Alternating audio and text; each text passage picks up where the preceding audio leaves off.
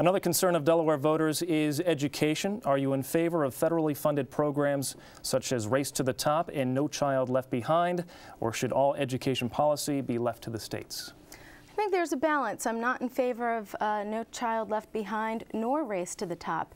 And one of the main reasons is because during the campaign trail I've been sitting down personally with teachers and getting their feedback.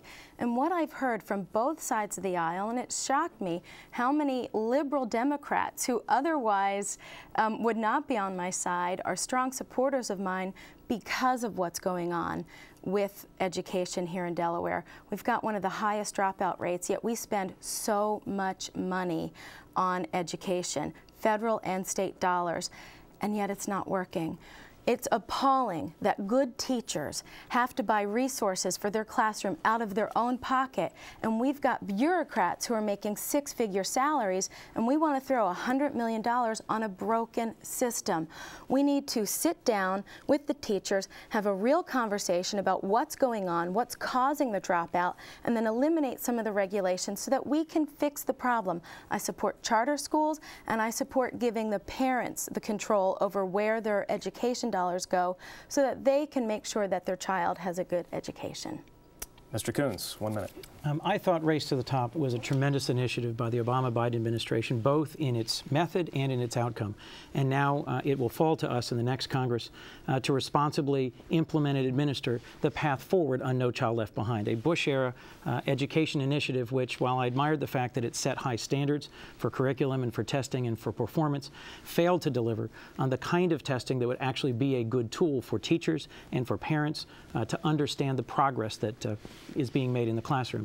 The three best things about Race to the Top: it supports charter and choice. It supports real accountability in terms of schools that are underperforming, and it does call or challenge states to connect teacher performance and teacher pay with student performance and engagement in the classroom. Delaware was one of just 2 states to win that competition, and I liked the way that the federal government set a goal, offered essentially a prize fund of $4 billion, and then did not grade on the curve. Only a dozen states so far have been successful.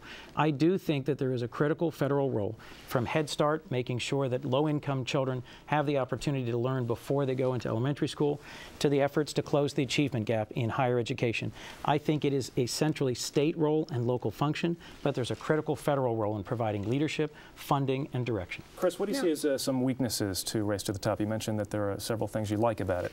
The implementation here in Delaware and in other places around the country hasn't included classroom teachers enough. I do think there needs to be a more active role in listening to the administrators and teachers and paraprofessionals who actually are engaged day in and day out with parents and with students, and who understand, in many cases, are doing an excellent job at making progress in the classroom.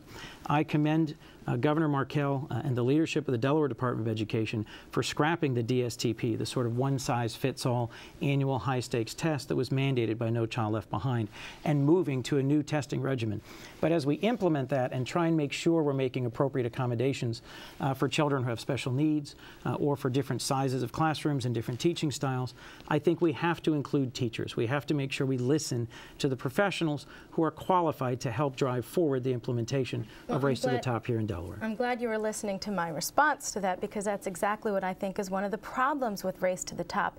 It ignores the dialogue, the very important dialogue we have to have with those who are in the first line of defense with the students. Now, again, you heard, he's just going to rubber stamp the Obama-Reid policies that are coming from Washington, D.C. To say that Race to the Top can help education is to do a disservice to the teachers and to the students and to the public schools here in Delaware. What it's doing is expecting, if you're putting water into a bucket that has a hole in it, and you just think, well, the water's coming out, let me put more water, let me put filtered water, let me put clean water, there's still a hole in your bucket. You gotta fix the hole first, and that's what we're ignoring. You can't keep throwing money on a broken system. We've got to say stop. Listen to the teachers, listen to the parents, find out what they need, address those concerns first before we throw money at a broken system, which will just cause our dropout rate to continue. That's what we've seen under his watch.